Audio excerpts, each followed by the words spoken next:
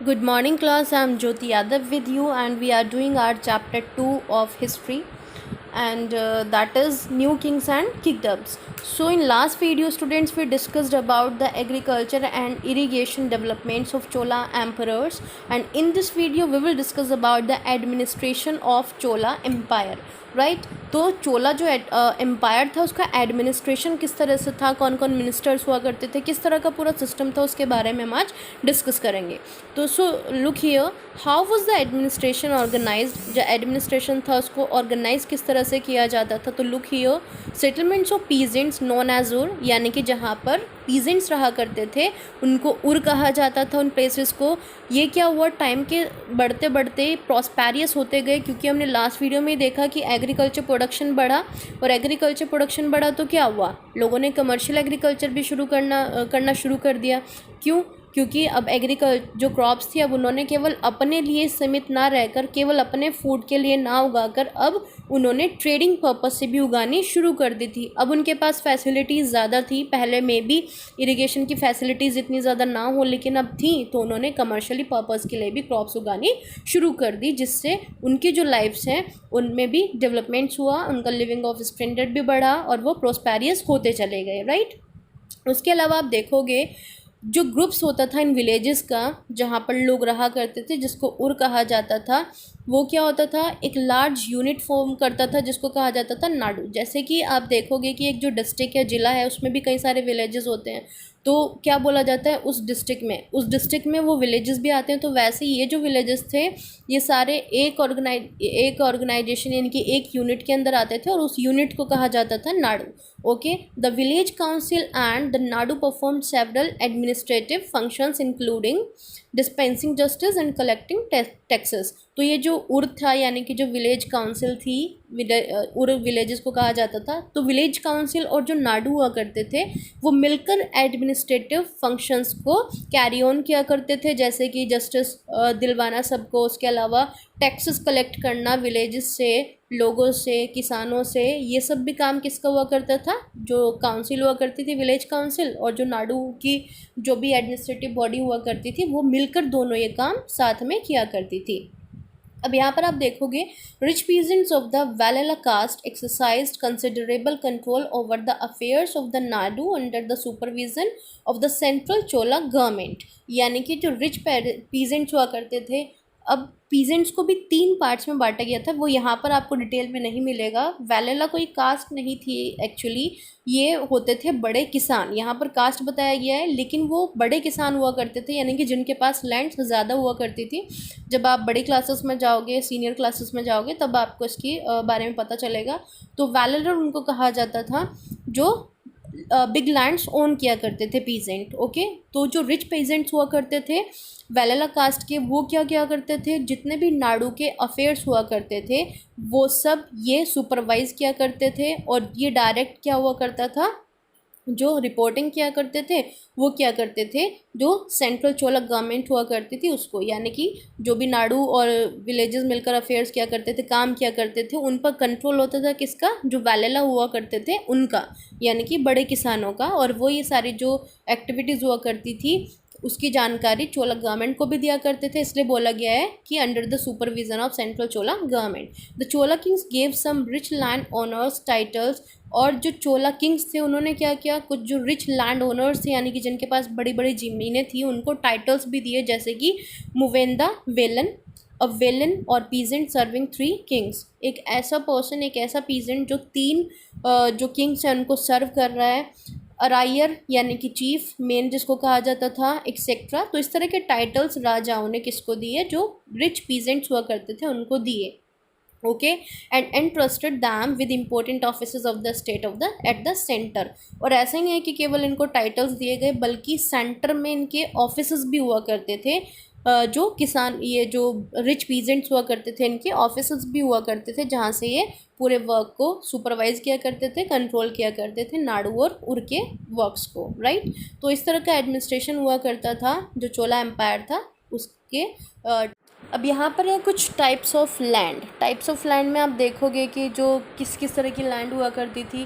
तो चोला एम्परर्स थे, उन्होंने जो इंस्क्रिप्शंस लिखवाई उसमें मेंशन किया गया कई सारी लैंड के कार्ड्स को, जैसे कि वेलन वागई, लैंड ऑफ नॉन ब्राह्मण पीजेंट प्रॉपर्टियर्स, यानी कि जो नॉन ब्राह्मण पीजेंट हुआ करते थे उनकी लैंड को कहा जाता था वेलनवा गई। ब्राह्मणाद्या, लैंड गिफ्टेड टू ब्राह्मण्स, यानी कि जो राजा वगैरह लैंड गिफ्ट किया करते थे ब्राह्मण्स को, उनको कहा गया था ब्राह्मणाद्या। ठीक है। उसके अलावा शालभोगा। शालभोगा क्या होता था, ये लैंड हुआ करती थी जो स्कूल मेंटेनेंस के लिए दी जाती थी। देवदान या फिर तिरुमतुकनी, ये क्या हुआ करती थी, ये वो लैंड थी जो टेम्पल्स को गिफ्ट की जाती थी। उसके अलावा पालिछंदम किस तरह की लैंड हुआ करती थी, जो जैन इंस्टीट्यूशंस थी उनको गिफ्ट की गई थी, उनको डोनेट की गई थी। उस लैंड को क्या कहा जाता था, पालिच्छंदम। ठीक है, पालिच्छंदम कहा जाता था। Now come further.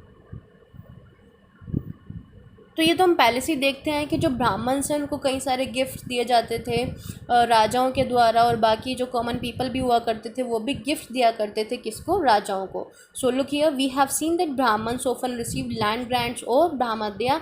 As a result large number of brahmin settlements emerge in the Kaveri valley as in other parts of the south India. तो क्योंकि ब्राह्मण्स को लैंड ग्रांट्स वगैरह ऑफर किए जाते थे, तो ब्राह्मण्स के जो सेटलमेंट्स हैं वो कावेरी जो वैली थी, घाटी थी साउथ इंडिया में, वहाँ पर भी डेवलप हुए। उसके अलावा each brahmadeya was looked after by an assembly और sabha of prominent brahmin land holders.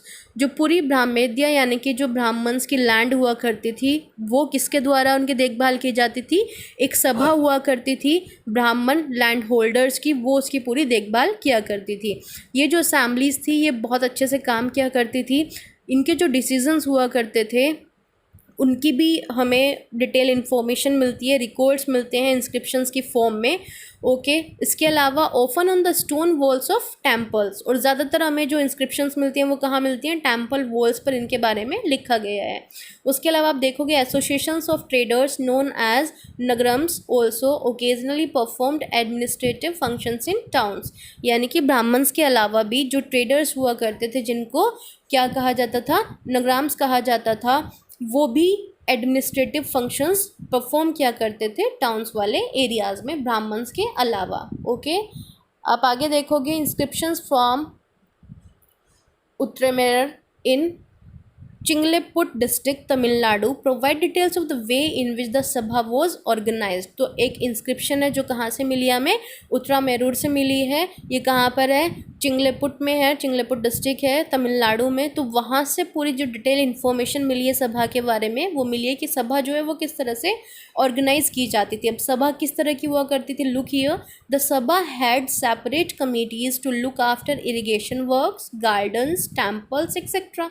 तो जो सभा हुआ करती थी उसमें भी अलग अलग कमेटी बनाई जाती थी, अलग अलग ग्रुप्स बनाए जाते थे लोगों के, उनका काम अलग अलग कमेटी को अलग अलग काम दिए जाते थे। जैसे कि एक कमेटी है वो इरिगेशन वर्क्स को देखेगी, दूसरी जो कमेटी है वो उसको गार्डन्स की देखभाल करने का काम दे दिया गया, जो तीसरी कमेटी उसको टेम्पल्स की देखभाल करने का काम दे दिया गया। तो इस तरह से जो वर्क्स होते थे वो डिवाइड किए जाते थे। Names of those eligible to be members of these committees were written on small tickets of palm leaves, यानी कि जो मेंबर्स हुआ करते थे इन कमिटीज़ के, जो एलिजिबल मेंबर्स हुआ करते थे उनके जो नेम्स हुआ करते थे वो पाम लीव्स पर लिखे जाते थे ताकि लोगों के बारे में इनको बताया जा सके।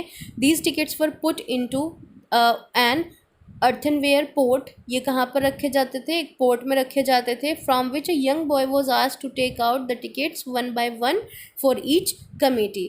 तो क्या हुआ करता था, एक बच्चे को बुलाया जाता था, छोटे बच्चे को, और उनसे कहा जाता था कि अब इस पॉट से आप टिकट्स निकालो। पाम लिस्ट पर पहले लोगों के लिए, यानी कि लोग, ताकि अपने जो भी नेता वगैरह हम बोल सकते हैं एक तरह से मेंबर, इसको चुन सके। तो उसके लिए पाम लीफ से पहले उनका नाम लिखा जाता था, टिकट्स बोल सकते हो आप, और उसके बाद उसको पॉट में डाल दिया जाता था। फिर एक यंग बच्चे से वो जो चिट्स हुआ करती थी, टिकट्स हुआ करती थी, उनको निकलवाया जाता था। एक कमेटी के लिए एक चिट निकलवाई जाया करती थी। Okay, 1 by 1 for the each committee. तो इस तरह से जो पूरा शासन था वो हुआ करता था चोला एम्पायर के टाइम पर।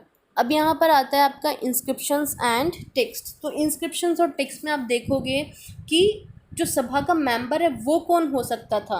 राइट। तो यह आपका जो उत्तरमेरूर हमारा इंस्क्रिप्शन है उसमें लिखा हुआ है कि कौन हो सकता था सभा का member. So look here, all those who wish to become members of the sabha should be owners of land from which land revenue is collected। यानी कि जहाँ जहाँ से लैंड रेवेन्यू कलेक्ट किया जाता है, ये कंपलसरी था कि उस यानी कि अगर किसी को मेंबर बनना है सभा का तो उसके पास में लैंड होनी चाहिए जिससे कि रेवेन्यू कलेक्ट किया जाता है। They should have their own Holmes.